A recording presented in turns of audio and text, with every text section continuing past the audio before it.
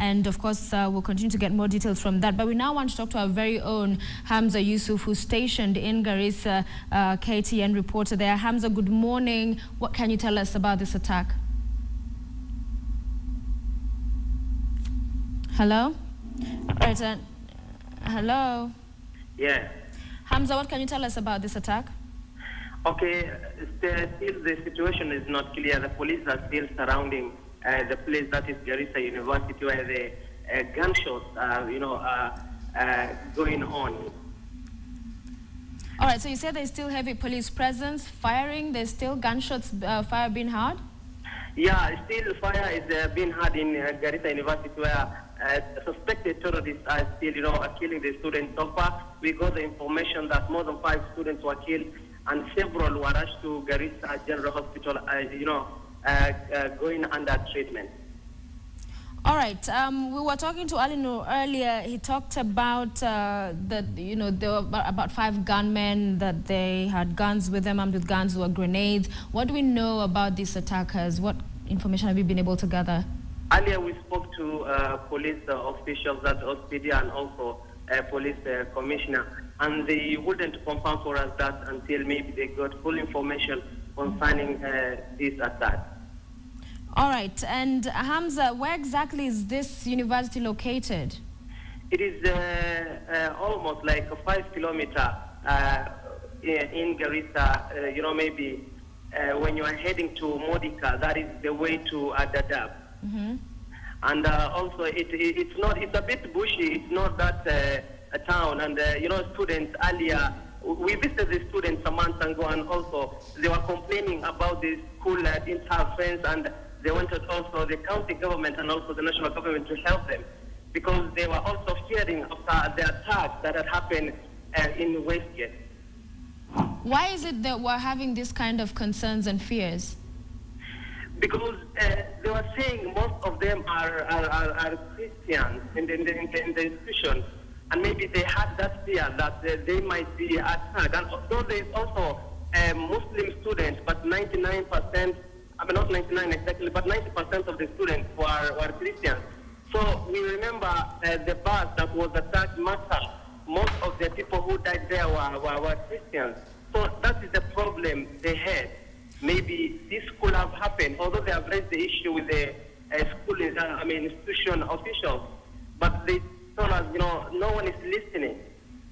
All right, so you're saying their concerns were emanating from the fact that there was another attack nearby, and that they'd expressed their concerns that it could happen at the same institution and no action had been taken. Did I get you correct? Yeah, that's what they told us a month when we visited the institution. Have we had any statements from government officials? I know the National Assembly Majority Leader has tweeted about it, but are there leaders on the ground at this particular time? Currently, we cannot confirm anything because the situation is really ununderstood, and we can't confirm right now anything. Unless we speak to officials later, maybe they confirm for us what is going on and maybe what's the man for the attack. All right, and do you know, talk to us about, we were told earlier the ambulance is going in and out. Which hospitals are these people being taken to? They were taken to Garissa General Hospital. That is almost 2-3 kilometers to the institution. What can you tell us in terms of the general security in that particular region? There have been concerns, especially in this part of the country, with security. In terms of reinforcements, and government speak has been that more work is being done to ensure all Kenyans across the border are safe.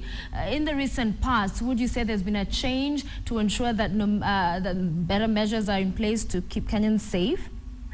Okay, maybe we remember for the couple of months, like not even months, for the, 1 year ago, peaceful has been, noticed in Garissa town, and especially in the entire county of Garissa.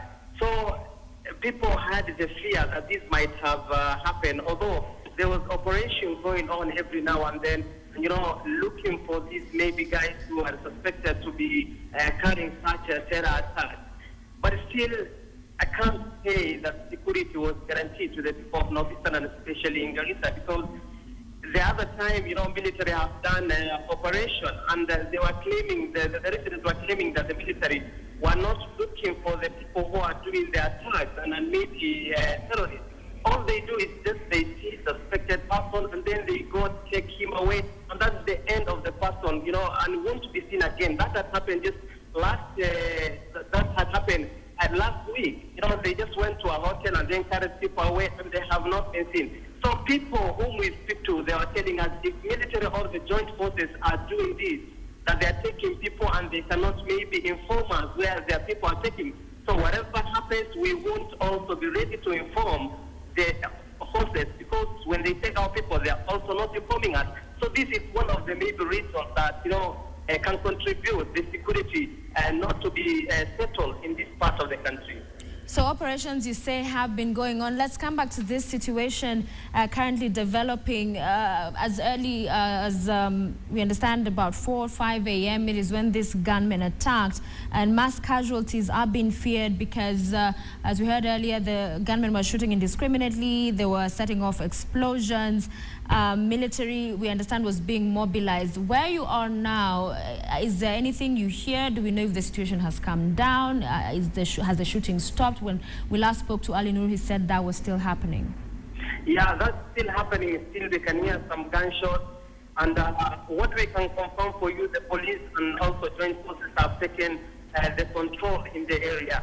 We also speak to one of the guys who are inside, and they told us the situation is bad here, and they cannot confirm maybe how many people are killed, because some of them are separated, and you know, some of them went differently to other rooms. Others were in class when the attack was happening, although they went at the morning press.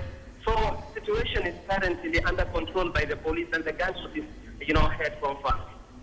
All right, and we will talk to you shortly again. Hamza, thank you so much for those details. As you get more information, we will be linking up with your Hamza Yusuf, who is in Garissa for us, just bringing us up to speed with some of the information he's been able to gather so far. Now, what's worrying is that this is still a fluid situation. It's still ongoing. He says, as he speaks to us just that moment ago, that there are still gunshots being heard from the university. This attack taking place or starting at dawn. That's when this gunman attacked the university at around 6:30 a.m. today.